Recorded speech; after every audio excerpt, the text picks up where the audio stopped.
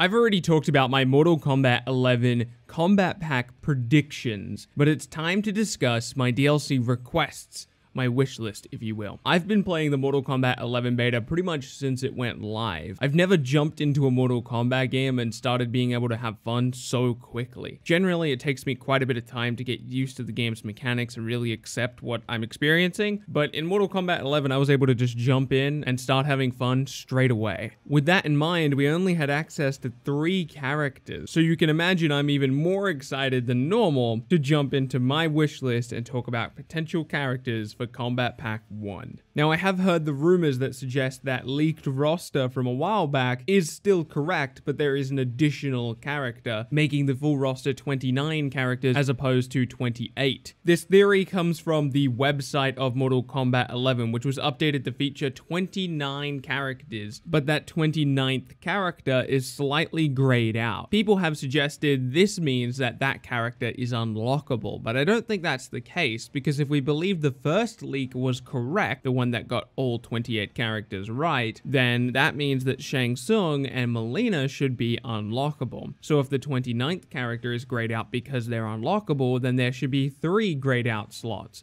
This new 29th character, Shang Tsung, and Melina. But there's just 1 grayed out slot. I think that means that that's just a reserved slot for DLC. Even when the full roster here is filled in, I still think that this grayed out slot is going to remain grayed out. I mention all of this because most of the Mortal Kombat community, most of the passionate Mortal Kombat community, is assuming that the grayed out character is the same character that I'm going to put on my DLC wish list, and that's Rain. And I hope they're right. I hope that Rain is on the base roster and he's an unlockable character or something like that. But just in case he isn't, I thought I'd throw Rain onto my wish list. I know that Rain has been a DLC character in the past, and there have been certain questions surrounding DLC in Mortal Kombat and whether we can ever get repeat characters. I actually covered that in my prediction video, so if you want to go check that out, I'll leave a link to it in the description and at the end of this video. Up next on my list is Takeda. I like Takeda a lot.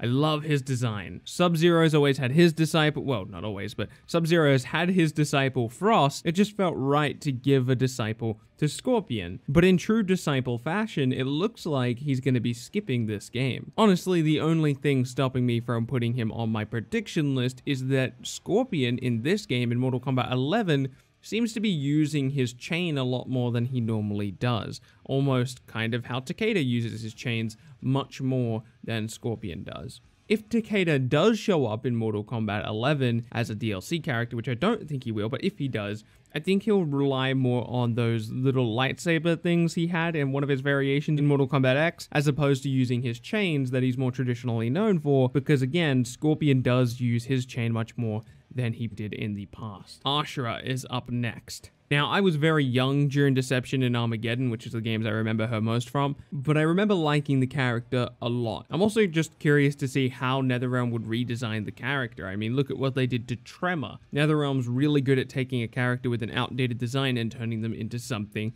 incredible. Sindel is in a similar spot for me. If she does come to Mortal Kombat 11, I would like to see her redesigned slightly, if not just her attire. And in case you missed it, the leaked roster did say that Sindel would be DLC. And I mean, she's already been in a ton of Mortal Kombat games, but Mortal Kombat has changed a lot since she was last a playable character. And I don't know about you, but I would be very welcoming to the Banshee in Mortal Kombat 11. And my final 2 picks for my wish list are going to be Pennywise and Michael Myers. I know a lot of people don't like guest characters, but I love to see guest characters in my fighting games. Even when it takes away from a potential main series character, seeing characters like Jason or Freddy personally gets me really excited for the product. Again, even when it takes away from a character that I would have loved to have seen. It's hard for me to admit, even though as much as I want to see Takeda, I recognize that there are many more people out there who would want to see a Pennywise or a Michael Myers. So I'm okay with them taking the slot of a potential Takeda or a potential Sindel